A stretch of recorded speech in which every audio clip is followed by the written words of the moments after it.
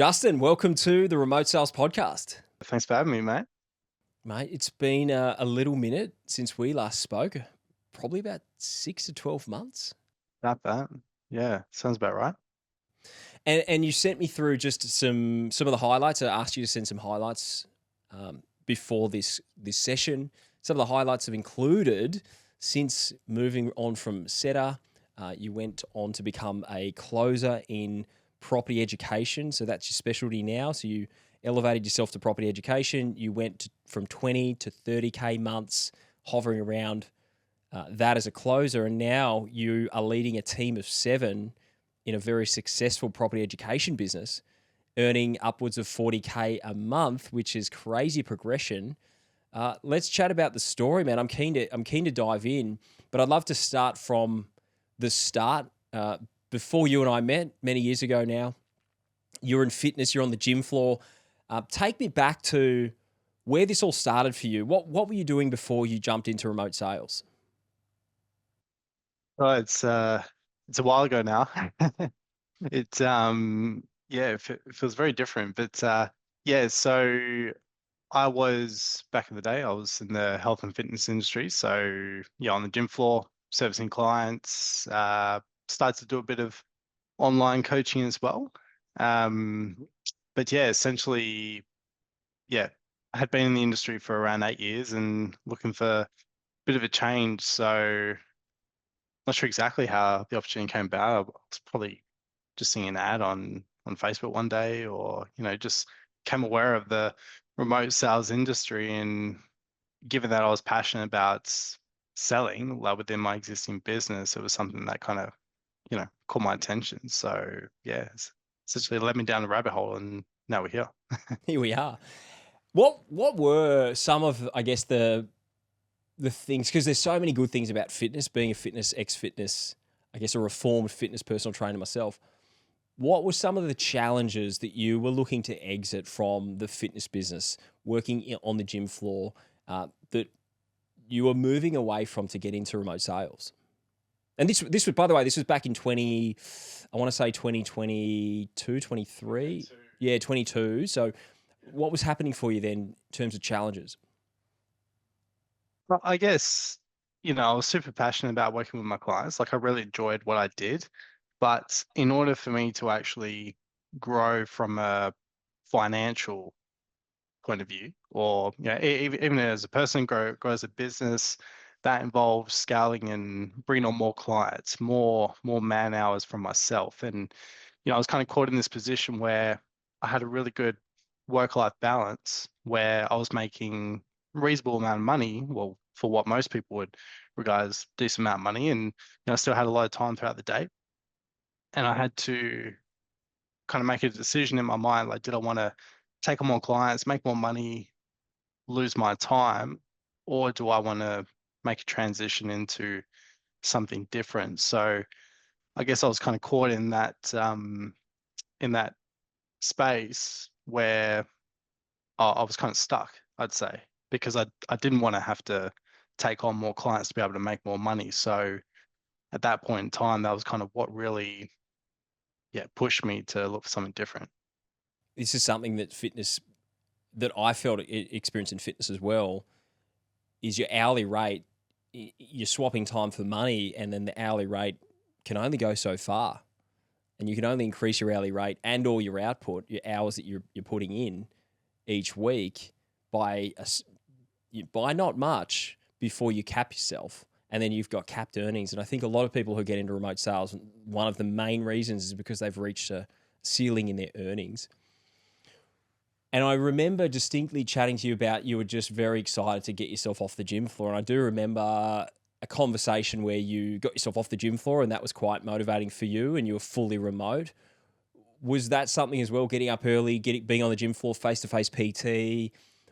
Was that, being sort of stuck in a gym, was that also something that you were looking to, I guess, move away from? So I mean, you know what it's like being in the industry, right? Like if you want to train clients, in order to stack your day, make the most out of your day, you got to start at like 5 a.m. in the morning, right? So my day typically involved me waking up at 4:30 it's still nighttime outside, and you drive into the gym half asleep, and by the time you get there, you're awake, and you go through your day and whatnot. But the idea of being able to sleep in a little bit, or at the very least, wake up, not be in any kind of rush to get out of the house. Like these days, my daily routine consists of waking up early to go to the gym, but not to work, to look after myself. So I guess being able to do something that I didn't have to get up so early if I didn't want to, that was a lot more attractive for me. I So Yeah, I think there's a massive difference between getting up at 4:30 to go to work than getting up at 4:30 to go and train yourself and set your day up and essentially better yourself so that you can be sharp during the day. I mean, much more motivating to get out of bed, go to the gym, have a session, do whatever you do, your breath work, your ice, whatever you decide to do, your anti-human stuff, and nutrition, just to dial yourself in. It's a much different experience. I remember back when I was getting up at 4:30, 4 o'clock in the morning to go to the gym floor. Man, I love my clients, but man, I hated my 5 a.m. clients. I was still half asleep. I needed an extra coffee to wake myself up, and it was just such. It was quite punishing to think about that, man. So I know the feeling. definitely don't miss that sort of things. Don't miss that.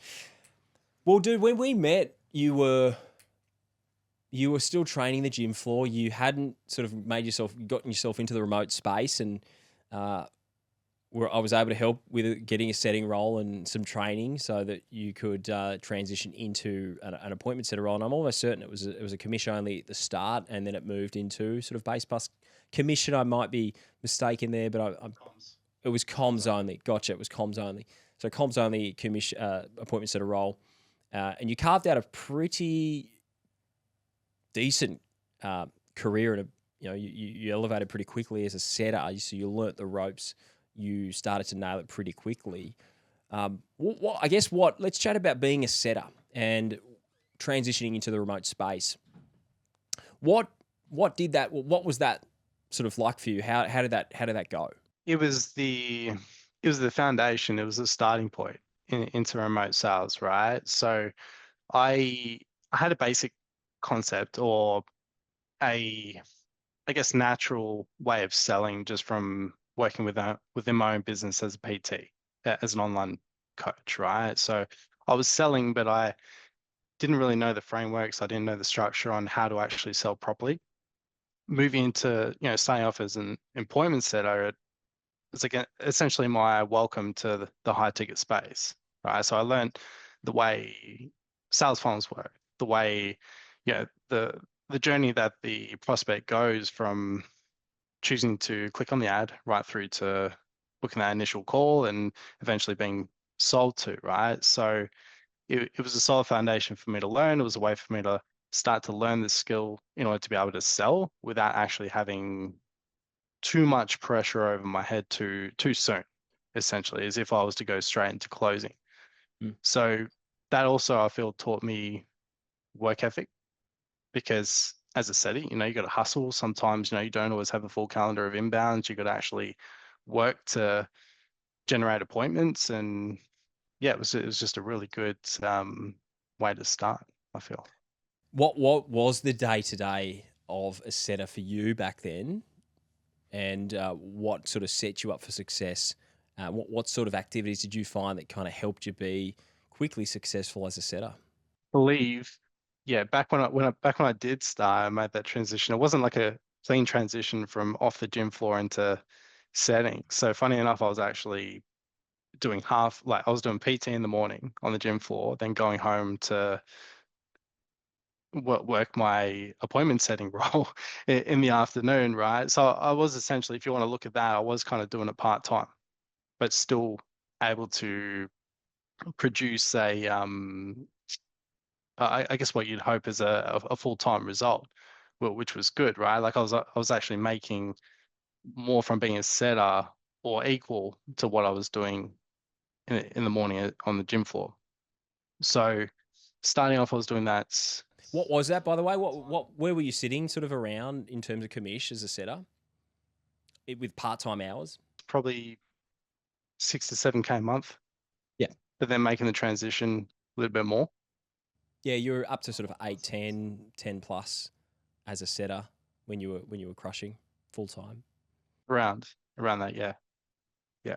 Yeah. So for only having to do 4 hours a day, essentially, once I was there in the afternoon, it wasn't too bad. And then once I was actually able to make that full transition off the gym floor, then obviously that increased from there. So being able to work from home gave me more freedom and flexibility. What about the appointment setter role did you find that really set you up for success moving that into the closer, which I think took you 6 months, 8 months or so to get into that role? Okay, 5, yep. So yeah, I believe. Um, well, I guess just learning the process, right? So yeah, like I said before, understand the journey that the prospect goes through, learning how to, I guess, create value and tie in how, understand someone's problem, their pains, and tie in the solution on a basic level from being a setter, but also being able to watch what was happening on the sales call, the closing call as well. That was a learning curve for myself, which helped for me to be able to transition into that role eventually. So my day to day was very much spent around booking appointments, having short conversations, and then funneling them into the sales call. But that was all part of my learnings in order to be able to make that progression. And you were also, because you were so committed to selling or becoming a closer and elevating quickly, you also took a side hustle, a closing gig with a fitness offer, which kind of obviously went on to improve your skill set. So at the time you were juggling, you're able to juggle. That's something that we get asked a lot is, how many can you juggle different roles? How was that juggling multiple roles on different offers at the same time? You hear about people who juggle 5, 6 offers at the same time, and I do not believe that it's possible to deliver your best performance if you're juggling that many offers at the same time. For for me, it was the two at the time. So I went from being on the gym floor as well as appointment setting to appointment setting and then closing part time for a health and fitness online health and fitness coaching company. That was fairly balanced. That was okay because I had a clear separation between the period of my day where I was appointment setting for for the company that I was working with, and then the next half of my day was essentially, which was the afternoon, 3, 4 hours was dedicated to closing. So that worked well because that was clear balance. Yeah, absolutely. You got a role pretty quickly, so you were able to elevate through the team that we were working on that together. Got yourself into the closing role, and you had some success. I think the first month you had what were the numbers? Remind me of the numbers that you had. I remember the first month as being a standout month. You made some good cash. Like what was that first month, 5 months after starting as an appointment setter, getting off the gym floor and then moving into the closing role? Talk us through that first sort of the month. How much did you earn? What were how was the transition on that team? My first month of closing for the property investment offer, that was on moving from setter into closing. It was a bit of a hybrid, but pretty sure that first month I had closed 15 sales, did something like around 100K revenue. It was around 15K comms Yep, just from absolutely. Yep. just from closing, which wasn't bad for a first month, I felt. Yeah, you were pretty happy with that. I remember the number 15 myself. And it was like conversion rate was on point. You were setting your own appointments. A lot of closers who are moving into the role of closer from setter, they go into a hybrid where they're setting their own appointments, they're prospecting, and they're starting to close the deals that they're setting for themselves. So you were doing that, which obviously it's quite hard to juggle that versus a closer who's got inbound appointments. So you've got to go prospect, you've got to set yourself, plus you've got to close and follow up the appointment. So not always easy when you're making that transition as a hybrid. but you managed it pretty well. Yeah, you know what? I feel sometimes that if you are booking your own appointments, it actually does work in your favor. So I did like to make that transition where I was still taking the triage calls, but I was still able to I was able to book my own appointments, which did actually help that transition, like setting me up for success. You then moved offers and became the first closer at a another property offer, the offer that you're at right now. Making that transition, what were some of the differences from being on a team with multiple closers, multiple setters, systems already set up, to then going on to, you're the first guy in a team which is just starting to grow, which over that time has now exploded, but at the time it was still very early days. What was that like? It's funny because my reason for leaving the other offer was that I wanted to start my own thing, start my own business, right? And I happened to just see from being a part of different communities on Facebook, for the company that I'm working with now, that they were looking for a salesperson, that they're looking for a closer, and I'd been following them for a little while, and I knew they were fairly fresh, early days.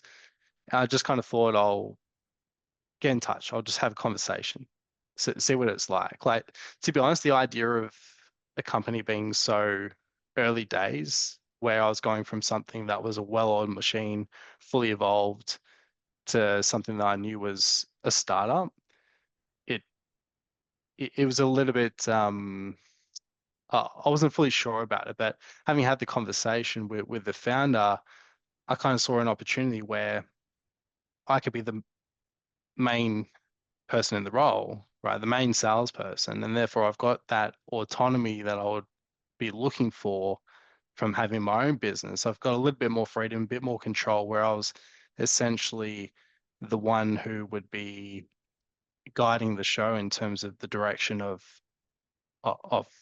all future sales that end up coming through the business. So that was quite attractive for me, and hence I jumped on board because I also believed in the vision from the founder and the potential growth that we could have. So, I guess being in a different environment where you're not working with other salespeople, it is it's it, it's interesting. Like, in a way, I kind of liked it just because I didn't have to worry about other people. I could just focus on myself and what I was doing, if that makes sense. It's almost like investing in Apple when it's in the garage. We talk a lot about A grade offers versus B versus C, and an A grade offer in some instances can be high commissions, great systems. You just clock on. You're able to have your calendar filled. There's no problems or issues, or there's no friction, and you go home and you switch off, and that's it. And you earn whatever you earn. And then you've got offers where there's no systems. It's a bit of chaos. There's no team members, and it's all new. It's almost like a startup. And I think a lot of the time people there's a misconception that is also that's a B or a C offer. But you and I now have experienced where you're getting into a company which has an awesome product, a motivated founder who's very capable, very driven, and you get a lot of benefits from that, being one of the first in to take it to the next level. There's a lot of good stories. Adrian, another one of our old colleagues, is now living that as well over in Colombia. He's in a company which similar, had no systems, had no structure. He went in and he's now sort of leading a team of, I think, up to 15. So and killing it. So there's a lot of benefits to finding those businesses where you've got a really motivated founder, really great product, but early stage systems. Absolutely. Uh, I'm very, I'm glad with the decision that I made to take to take the gamble, like on on hopping on board, right? Because that there are a lot of startups out there that aren't necessarily of quality, like that they don't have good foundation, like the founder themselves, they just don't have that clear vision or the motivation to do what it takes to actually get it to that level where it can survive. So I'm fortunate enough that I took a risk and it paid off. Backing the jockey, not the horse, is what they say in investing. The angel investors, the VCs, they look at the founder, they look at the entrepreneur, the motivation, the vision, all of those things. So as a closer, as a salesperson, when you're out there, I think it's really important to just look at opportunities and not always see where they're at today, but look, where can they be with someone like you or someone who's capable to come in and help that founder sell and take their business to the next level. And man, so you went from closing that offer to then growing the team, which happens a lot when you're the first closer in, you're doing your thing and you got some leadership capabilities. So you transition into management. So you're now growing a team of 7. And you went from, was it 50K a month up to, you're on track, did you say, for, I mean, if you're comfortable sharing, what are the numbers? Where have you taken it from to now? Well, this month we're on pace for about 600K. So basically, when I came in, the founder was closing deals himself, right? And it was all organic, very low volume. Yeah, he'd done about probably 100K revenue across a few months. When I came in, able to implement, yeah, I guess a more efficient sales process and doing what I love to do and and what I did best. So I was able to, yeah, take that revenue and so start to increase that. We we ended up launching paid ads campaigns. So we went from purely organic, having grown quite a large Facebook group, which has treated us well, then launching paid ads because there was already that solid foundation, a lot of hype around the offer. It pretty much went gangbusters. So from there, it was kind of like, okay, like I can't handle this much volume myself. I need to actually start to bring on more people to support me. And then from there, the natural progression was to move into management and yeah, really just focus on scaling.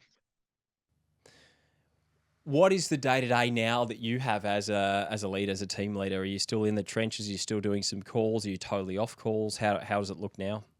Still in the trenches because I want to be.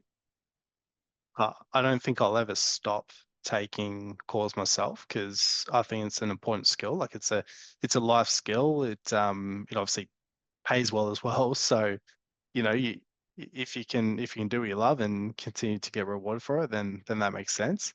But yeah, my day now is yeah, it's very much based around making sure that everything is moving as it should. Everyone's doing what they should be doing.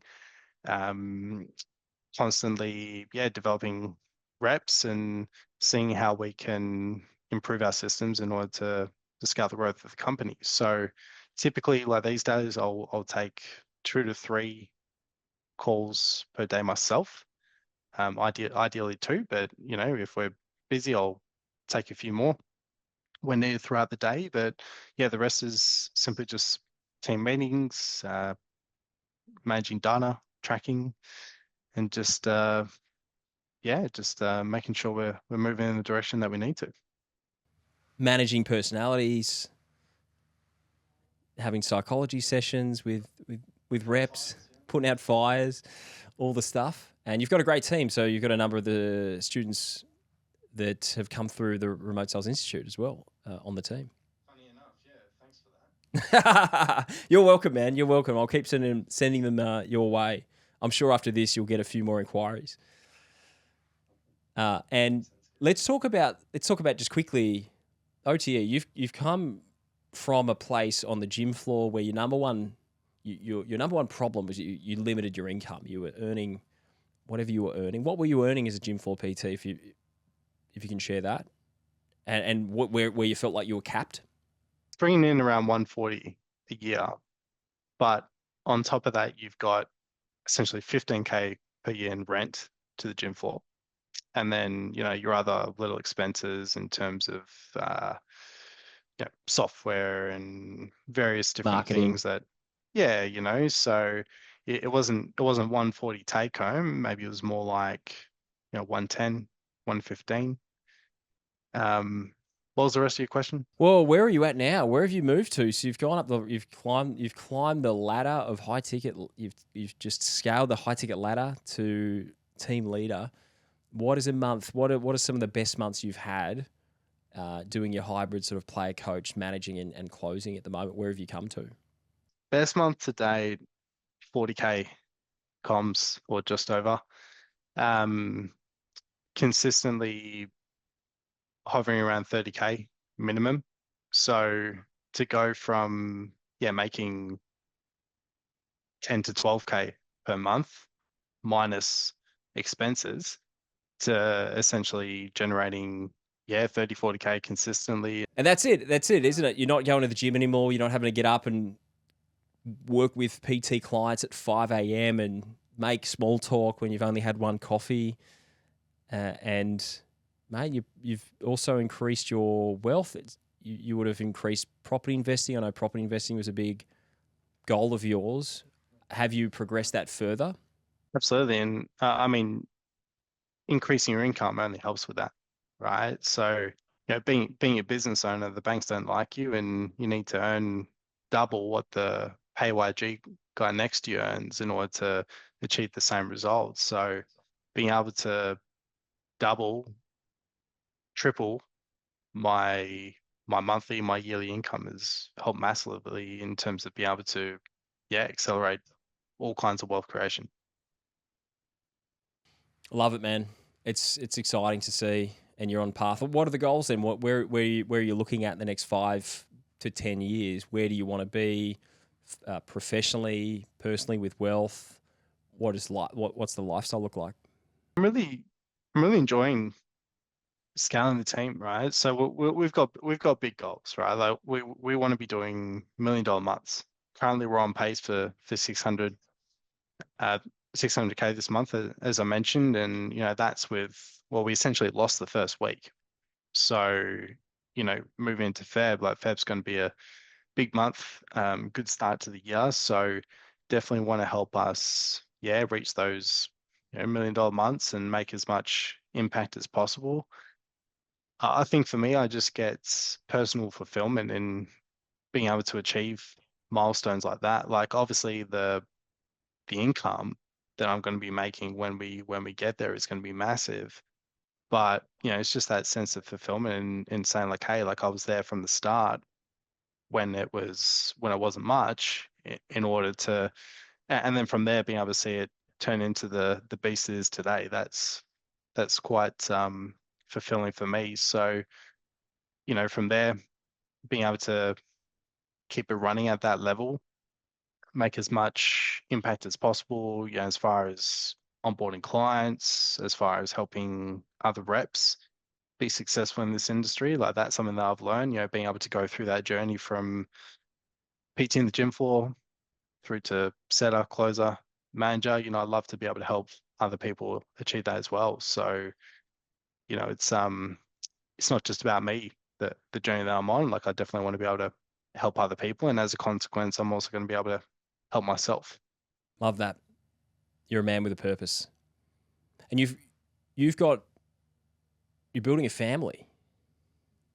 There's a family brewing. I can see from social media. So, mate, congratulations on that. I don't think I've had a chance to congratulate you on that. You commented on the post. I did say that. So I commented, but I didn't call you. I didn't call you. How do you feel that having this role that you're able to have, you're certainly on track to financial freedom. You've got location freedom. If you wanted to get up and work, come over to the eastern side of Australia and work, or move over to Asia or somewhere else, you could do that.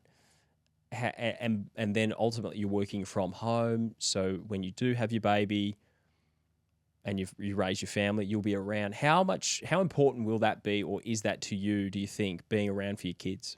it's massive, mate. I mean, you know how it is. Like I'm sure you know full well, like convenience and the difference is going to be being able to work from home where, not just being able to be around, but also being able to allow my partner to not have to go back to work and be able to say, don't worry, we're fine, we're sorted, right? Like that's pretty powerful in that sense to be able to, look after the family and also be around. Whereas if I was, again, working on the gym floor and my partner was going on maternity leave and not going back to work, I would have had to pick up more clients in order to be able to make more money, and that would have meant that I would be spending less time in and around my family. And that's definitely not the life that I would have wanted to be living. Mm. Well, when you're earning 8 grand or 9 grand, 8 to 9 grand a month after your expenses, as you were on the gym floor, plus you're having to leave the house, uh, go train clients back and forth throughout the day, you may, as a family, be in a position where your wife has to go back to work once she finishes maternity leave. That's right. Whereas now I can be around to be able to support her, and also there's no real urgency for her to get back to work straight away. Like she may eventually, but it would only be part time. It would be something that she enjoys. Like it wouldn't be any form of urgency to be able to do something where she has to make money to be able to keep the household running, if that makes sense. Mate, love it. I'm stoked for you, man. From where you've been and where you're at now, I still remember our initial chat, and what's transpired is super inspirational, and you're crushing it. You and the team are just doing big things. What advice do you have for people who are considering getting into this, who are where you were back in 2022, thinking about making the transition? What sort of stuff would you tell them? Say that if Chris Cochran ever gives you a call and offers you a position as an appointment setter, take it. Because it'll be or a closer, but whatever it is, but it'll be one of the best decisions you make. But no, look, it's obviously not for everyone, but for someone who loves to speak with people, connect with people, financially motivated, like as you know, like there's massive potential in this industry, and it goes well beyond just being a salesperson. Like there's management, there's consulting, there's having your own offer one day. Like it's a lot of opportunity, and the reality is that you can work from anywhere in the world. Like if I wanted to shoot off to Tuscany, Italy today and work from there for a few months, I can. I was there. I was there. I was there in 6 months ago, myself in Tuscany. Well, the fact that you can just hop around, live anywhere you want in the world, like the whatever the cons are of this industry, like the pros very well outweigh them. So, for anyone that's kind of hovering around, wondering if I should, if I shouldn't, like the only way to find out if it's going to work for you is to pull the trigger and do it. Like worst case scenario, if it doesn't suit, if it's not a fit, you just go back to what you were doing before. What's the worst that can happen? And mate, what I want to say is just the way that you came into this. You knew that the appointment setter role was where you needed to start, and you were happy to, even though you'd been a business owner, even though you'd sold your own fitness coaching before, coming in as an appointment setter for you, you saw it as the stepping stone. And for many people who are looking to elevate their income, often they come into this industry and they need to take a step sideways or even sometimes back, and going back to go forward. And you really did that, moving in, matching your income, and being able to move across, knowing that this was only the beginning, this was a stepping stone, and being able to put your head down, do the work, get the results, show that you're capable, show that you deserve a shot at being a closer, and then you can carve like you have. You can carve an incredible career. That's right. And a lot of what I learned about the industry, I wouldn't have learned that if I didn't start off as a setter. But that taught me a lot of discipline. It taught me what it takes to actually be successful in this industry. So yeah, definitely grateful that I had that period. Absolutely. And Justin, I guess, how would you say that remote sales and just this whole space has changed your life? Massive. I mean, as I've told you in the past, like that it's crazy how like when you start something, like you don't fully see what's actually going to be ahead of you and what you're going to achieve, right? But you know, if I didn't have that first point of contact with yourself, like way back in 2022, and you provided me with the opportunity to step into the high ticket space, like I wouldn't be where I'm at today, right? Like that was my foundation, my starting point. So like I've literally changed my life, like in so many different ways. So man, I mean, I'm grateful for yourself and the opportunity that you gave me, and you set me up with the right skills and foundation for success. Like that was, I guess, the catalyst for everything that's occurred since then. So massive. Appreciate it, man. Well, everyone that gets an opportunity, that you have to run with it and you have to take it. So credit to you for putting the work in, because without the hard work and the dedication, this wouldn't have happened. But I'm stoked for you.